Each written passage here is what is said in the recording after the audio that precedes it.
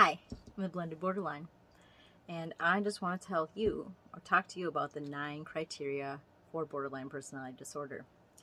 And to be diagnosed with BPD, you have to have 5 out of these 9 criteria. The first one is a biggie: frantic efforts to avoid real or imagined abandonment. Sometimes we just make these up in our heads. Sometimes people are legitimately leaving us or threatening to leave us, triggering that. In especially toxic environments I've done all manner of things to try to avoid this abandonment. Sometimes it's pushing people away is my avoiding abandonment. But I've blocked doors, I've cried. It was never intentionally manipulative, like the crying and stuff. It was legitimately just how I felt. I can see how some people would see it as manipulative, but it was definitely frantic. And there's no thought. It's just that lizard brain or whatever, just the fight or flight basically, except for it's the beg and plead. Number 2, a pattern of unstable and intense interpersonal relationships characterized by alternating between extremes of idealization and devaluation. And this is when I first meet you. Oh, you're going to save me. You're wonderful. You're the best. You know, you're my soulmate. I finally found someone who gets me. You see me. Something happens and it's, I was wrong. You're terrible. You lied to me. I lied to myself. Whatever. This is just not what I thought it was. And then, if you're going to leave me, then I might freak out and all of a sudden you're the best again, or you do something and you're the best again. And that's something to do with splitting. And splitting would be black and white thinking things are all good or all bad, and not seeing that gray in between. So one wrong move and you're all black. Number 3, identity disturbance, unstable sense of self. This has been me all over the place. I have changed. I never really know I still don't know what my goals are. Like, what do I want to do? Besides wanting to help people, what do I want to do? I wanted to be a veterinarian. I wanted to do hair. I was going to be famous. Hair punk was going to be my hair thing. I wanted to be a rapper, so it was eidetic rhymes. And that's my rap persona. I'm very good at personas and backstories and coming up with all these things, these lives, or these identities. But I'm not that great at living them. So who am I? The blended borderline. I'm a blend of all sorts of things. I'm definitely borderline. Number 4, impulsivity, and at least 2 areas that are potentially self-damaging. Spending, check. Sex, check. Substance abuse, check. Binge eating, check. And this is, of course, not including self-injury. That is a whole nother category. But I definitely suffer from anything that will be a distraction. Impulsivity, as far as what's going to just, if I don't feel right, or if I want to feel something different, what am I going to do? I'm going to go do something. I have to do something. I'm going to spend money that I don't have. I'm going to go have sex I don't really want to have. Or just get attention from other people, just something to distract me. Substance abuse, definitely have, the drug addict thing. Binge eating. Food has been my first drug of choice, I've always said. I've been abusing that since long before drugs ever happened. 5, recurrent suicidal behavior, gestures, threats, or self-mutilation. Throughout the years, I've done all manner of self-harm. I was a cutter. I've tried burning. I think piercing for a while was a way of self-injuring. I think also BDSM kind of helped me with my masochism, or like embrace it, or maybe a healthy way of managing it. But cutting was my main self-injury, besides, of course, using other people to harm me by choosing people that were not right for me, or for who would re-traumatize me, would recreate my childhood trauma for me. That kind of the emotionally unavailable, neglectful, those people.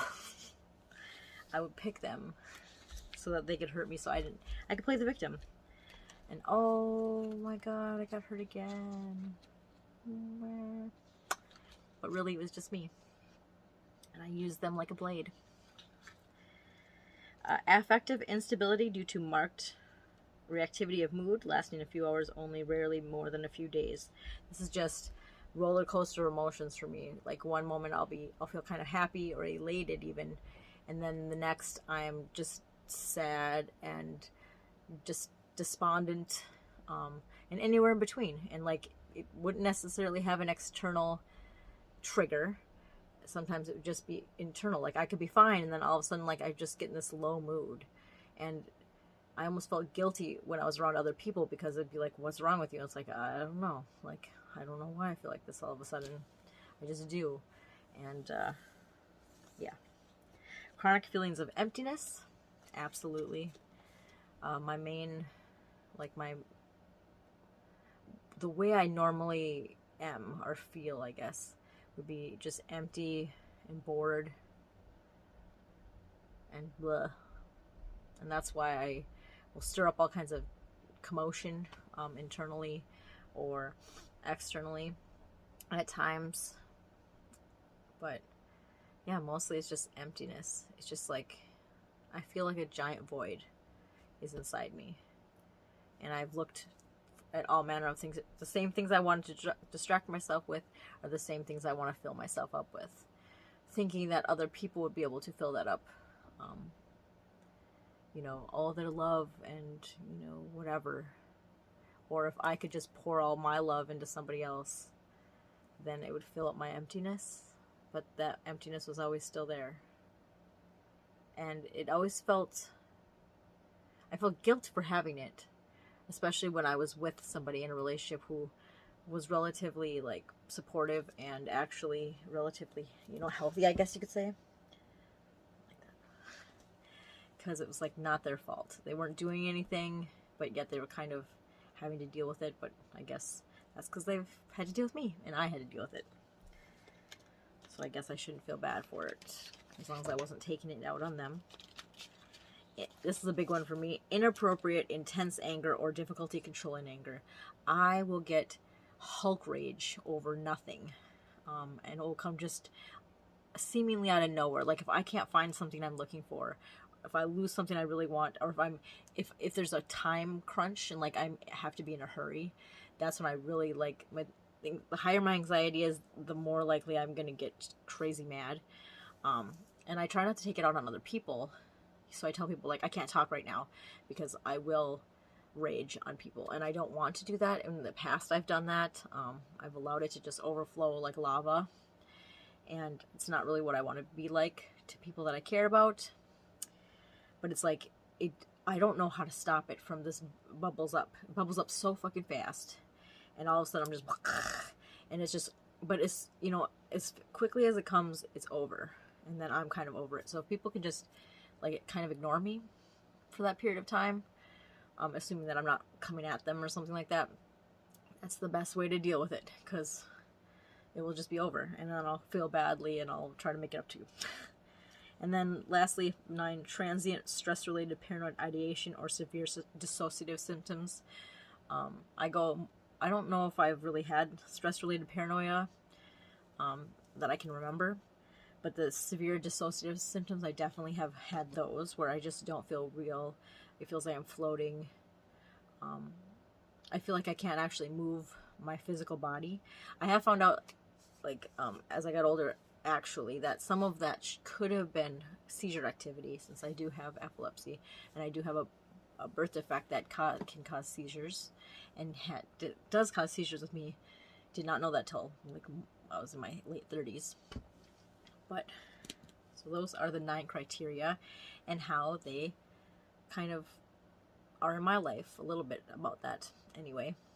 So I'm going to do videos on the individual criteria and more in depth and how that displays itself in my life. But as always, thanks for watching, and Please, if you resonated with anything from this, or it provided any kind of benefit to your life or whatever, added value, please like this, hit that like, and subscribe so you know when I upload. I'm going to be trying to do that more often, and yeah, I want to try to get it all together. So